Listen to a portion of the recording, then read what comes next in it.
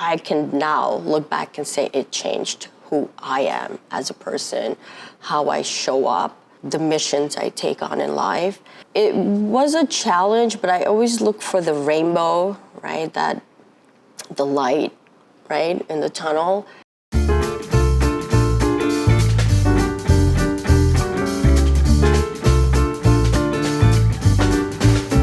Welcome to the Sunrise Magic Makers podcast. I'm Melissa Curley, and I will be sitting down every episode to talk to some of the incredible people who have helped bring the magic of Sunrise to life for the past 20 summers. On this episode, I'm joined by Sunrise Day Camp parent Najma Zanelli, who talks to us about the experience of being a parent to a child with cancer and the support she has found here at Sunrise. Hi, Najma. Hi. How are you today? I'm good, thank you. Good. I'm so glad you're here. Thanks for having me. Of course. So why don't you go ahead and just start off and let everybody know who you are and your journey with Sunrise. Well, I'm Najma Zanelli. I'm an entrepreneur. My family's cancer journey has definitely had an impact on my family and what I do for work now. My kids, Nyla Zanelli, she's 13, and Samira Zanelli, she's turning 8 in July. They're both in Sunrise Camp, and we're just so grateful to be part of the Sunrise family. And we save a lot of money, and it does help a lot, and I get to do what I do because I can kind of shift the money around. I didn't really know about the camp and Sunrise till much later, past, I would say 4 or 5 years later, maybe even 4. It was one of my agents. We were going on I think we were going to Maine for a work trip. His son was in Sunrise, and he was 14. I was like, really? There's a camp, it's free, and it's also free for the siblings? Like, wow, how do they do it? I mean, obviously, I know how they do it, grads and this whole, right? You guys, there's all this magic behind the scene. As you know, when I think about my journey from where it began, Nyla, the 13-year-old, I mean, we're so grateful, right? So such a horrendous thing that any family could go through. I used to always wonder, how do people deal with this? Because I was very involved at JP Morgan Chase, St. Jude's. They would come and do a big presentation, and everyone, like, bi-weekly paychecks, we just kind of automatically paid into all these charities. And we wondered, like, because when you see the faces of kids, you're like, okay, it sucks when it's adults, but how do families deal with it, right? Well, when I found out, I mean, it was just months of testing, biopsies. It was just complete hell now that I look back and think about it. I just refused to accept that she had it, and I wouldn't even call it cancer. She was only 12 months. And I remember when, I think 2 months of tests, it was confirmed that she had neuroblastoma and it was malignant. So I kept calling it a malignant tumor. And it was my boss who was like, she has cancer? I was like, no. I just refused to accept. Yeah. It's like, no, it's not cancer. It's a malignant tumor, and we're going to remove it. And that's just how I operated. There were times when I was angry. Why is this happening? Where, I work hard. We waited so long to have her. I'm not losing her to cancer. And I just remember screaming that out. I don't know, and she's still here, so I'm just grateful that she's healthy. I mean, there are other residual effects, right? Kids who go through therapy. She was a late walker, low muscle tone because where the tumor was. Again, just really grateful. And I remember going to the hospitals, it's not like surgery, right? It's done, and we never have to think about it or look back. it was 5 years of going back to the hospitals, and I think I just dealt with it. I don't think I really, it was just every 4 months, it was this big thing. Every Friday we were at Children, Morgan Stanley. It was a full day because she was such a baby. She was a baby. Even, getting urine. How do you get urine in a diaper, right? I had to figure all that out. And she had neuroblastoma. I had to go to California. It was such a rare, I hope it stays rare, right? We don't want. Again, I just look back and I think how grateful I am, because going back to the hospital, it was always a reminder that not every kid has such a good prognosis, a great and that would break my heart even more. 5 years of that, and I think that's why there's such a big age gap between the 13-year-old and the 7-year-old. I was just not ready physically, emotionally, mentally to even think about having another child. We went through it.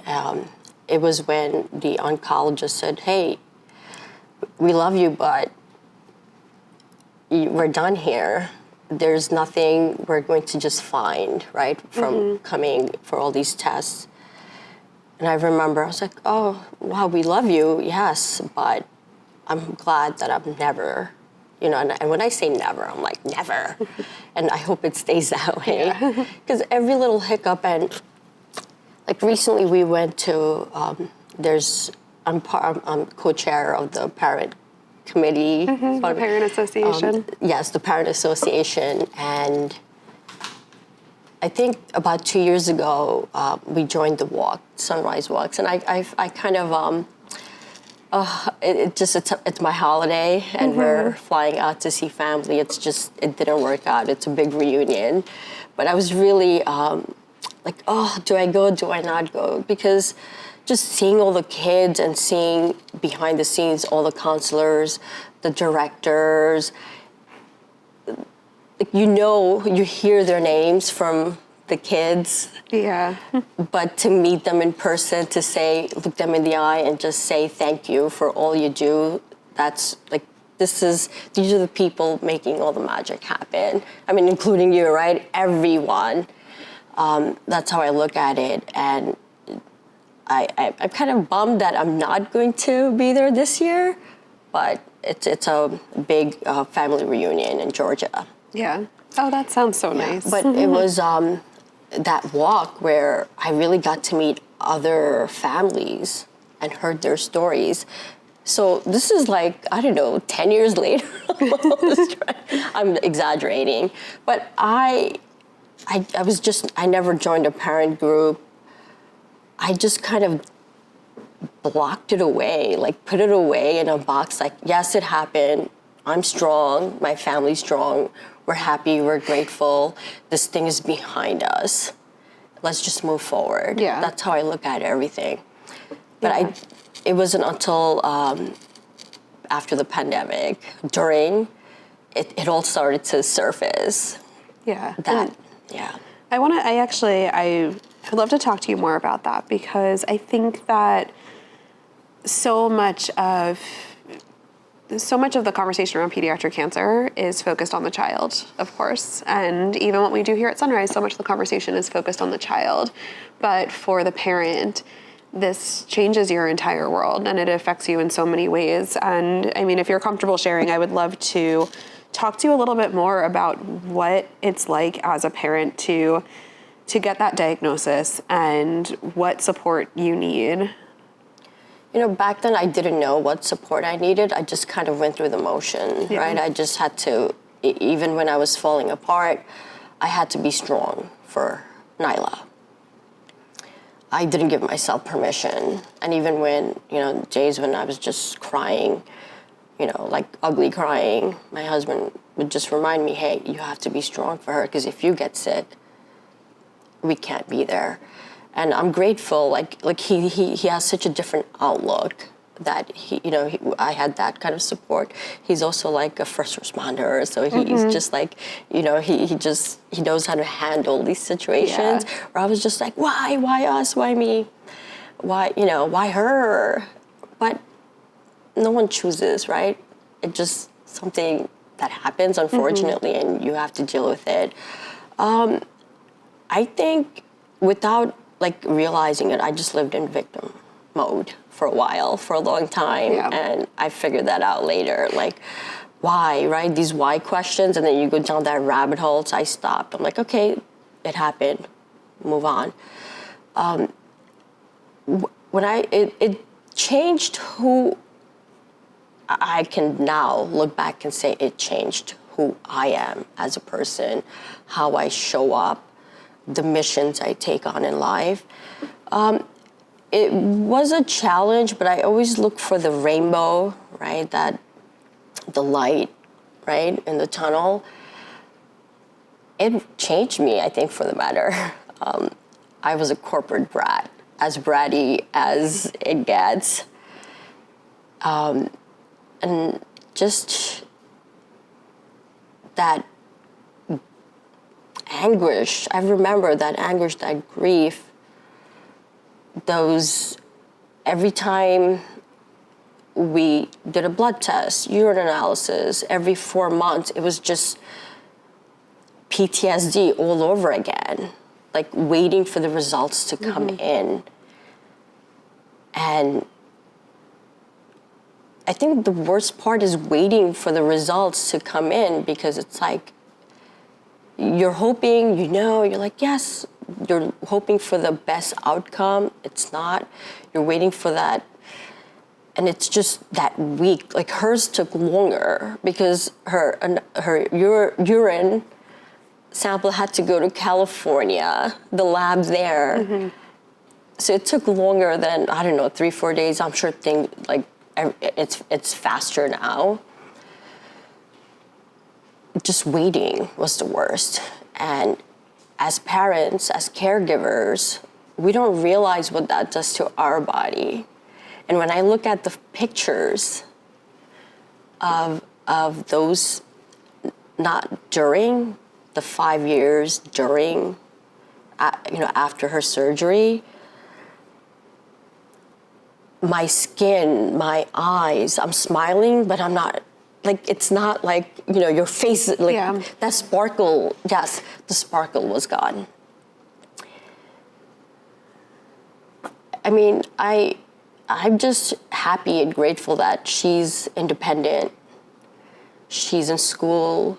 She helps me at home. She picked up her sister from school when I was out of town for work. I mean, I'm just so proud of her, everything she's overcome, and she still has challenges. She's on the autism spectrum, really low muscle tone. But to watch her, all the therapies, the physical therapy, the occupational therapy, they were like therapies. It's not just, and the families that go through it, and that's why I have so much gratitude and respect for the work people do, you guys are doing here to just bring smiles. And my kids come home smiling every single day from camp, and they're just waiting for school to be over. And I give them the option, hey, can we take a vacation in July? Like, no. So we do our vacation after August 16th, the last 2 weeks.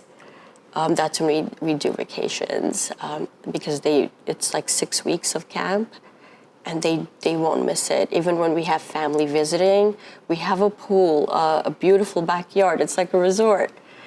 And they're like, now, we'll see the cousins, they'll be home, right? Grandma will be home. And they don't do this throughout the year. Yeah. This is the only place where I don't have to drag them out of the house. They jump out of bed. I don't know what you guys do there, but I have an idea now because I visited during sunrise walks. I'm like, I don't know what they do there, but these kids are like, they're obsessed with the people. They talk about them, the bus ride. There's just no negative experience. And when we first moved to Long Island from Brooklyn, Nyla was, I sent her to Coleman Country. It's almost like Disney World there, right? Yeah. And she, when I was like, oh my God, should I move her? Like, what if she doesn't like it?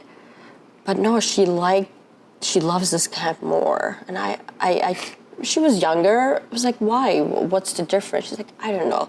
Of course, it's the people, right? Yeah. It's the people. And there's great people everywhere, but there's something different about Sunrise Camp. And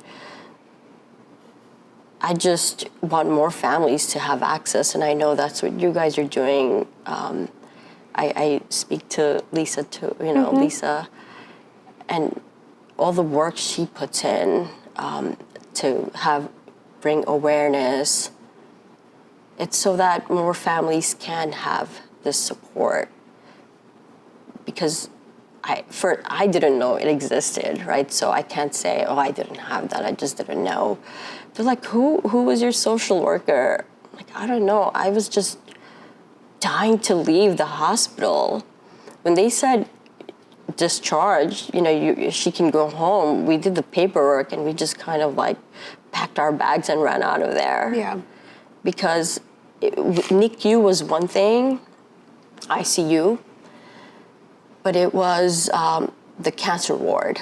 I was not comfortable there, because it's one thing to see adults with shaved heads.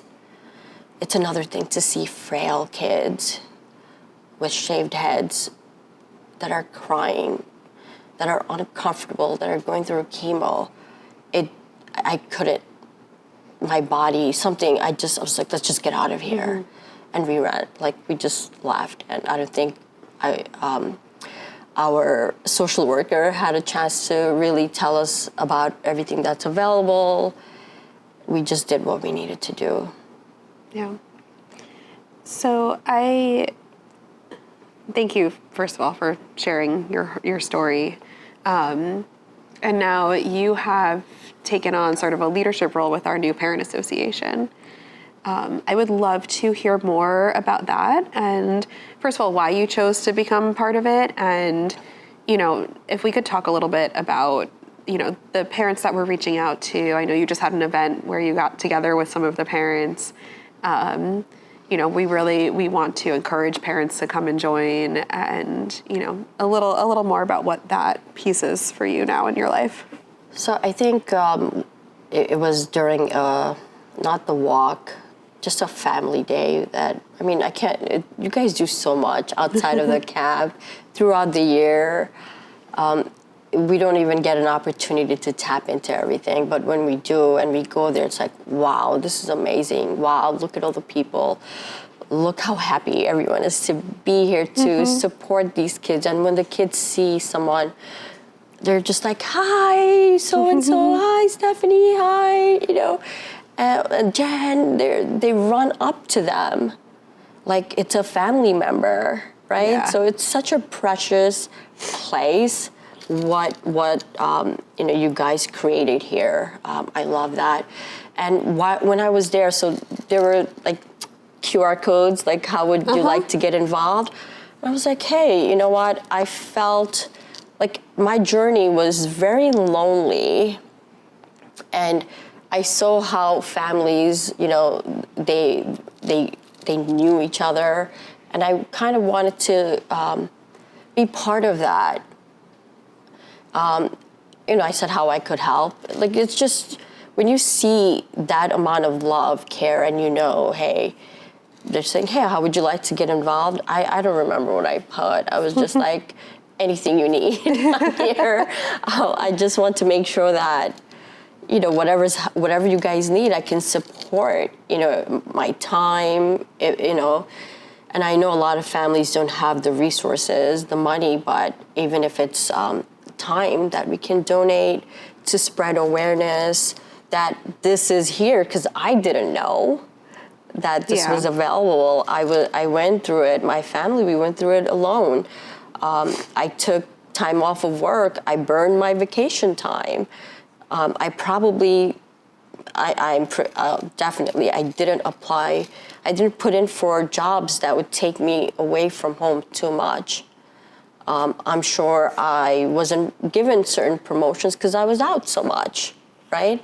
So these are the silent, right, the struggles that families go through. Like, I know it, and I know all these families are going through it. I got involved, and then Lisa called me, and I told her my work with the nonprofit. She was like, "Hey, how do you feel about being, as a co-chair?" I was like, "I don't know. I just want to socialize, right?" And I think that's what I hear. A lot of families, they'd like to just get together. I'm like, well, then someone's got to make it happen, right? So I was like, okay, I know how hard it is. Okay, so I was like, sure, I'll do it. And Denise, the co-chair, I mean, we're trying. We started with a big group of, bigger group of interest. But I think more people are interested in the social aspect. And from what I've heard, it's very uncomfortable for them to ask, because over the years, people do a lot of fundraising. When we do the walks, right, we're on Facebook, we're texting our friends and family, hey, we're doing this is happening. So they're like, I feel like we're tapped out. And I know Lisa, and I mean, over and over again, and she repeats it over and over again, we do not want or expect any of our families to give. We're just, it's not even asking. Like, we ask, what can we do, right? The parents, we always ask, what can we do to support your mission, right? It's the mission. And how could you not get behind the mission, right? It's exciting, it's so rewarding. So we had our first social gathering, and it was really nice. And what I've heard, and the funny thing is, we had a little corner, and everyone we've never met face to face. And so many people, they're not even from the committee. Some parents showed up, and it's like we just know. Just knowing that they've gone through they had their cancer journey.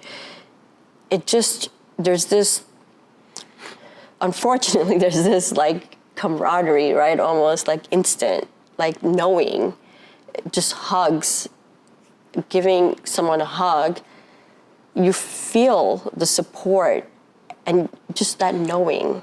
I can't explain it. And when we talked about these tests, when our kids, when a cough turns into pneumonia or whatever, and they're running tests, it's like PTSD all over again. Is it that? When Nyla comes home complaining, I mean, recently we had a little bit of a scare.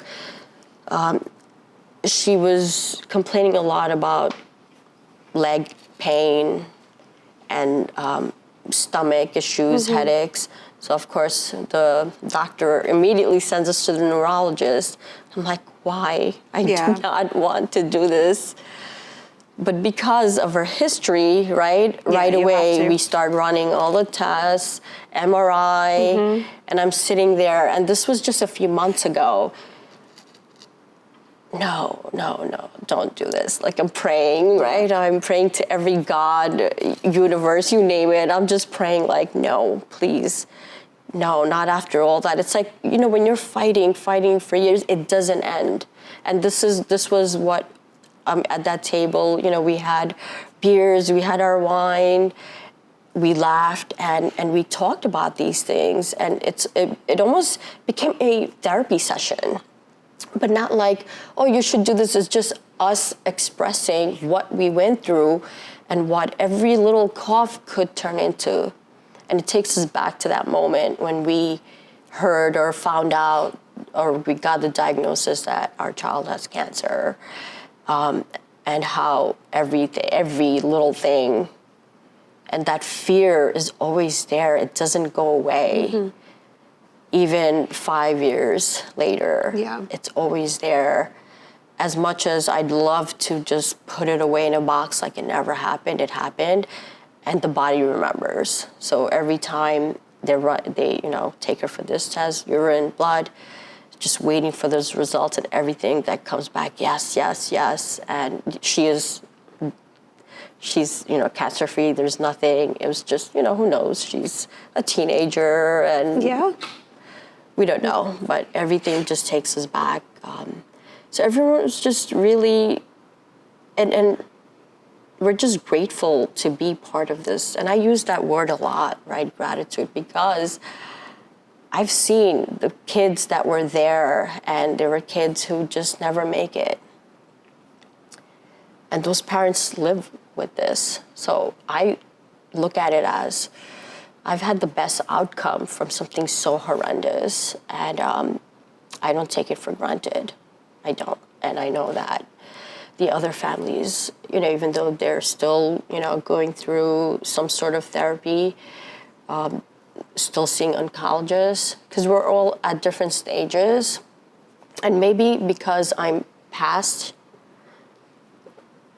the 5 years or whatever, some kids, maybe it's not 5 years. Maybe they have to, go for these x-rays and MRIs and CT scans for longer periods, longer periods of time.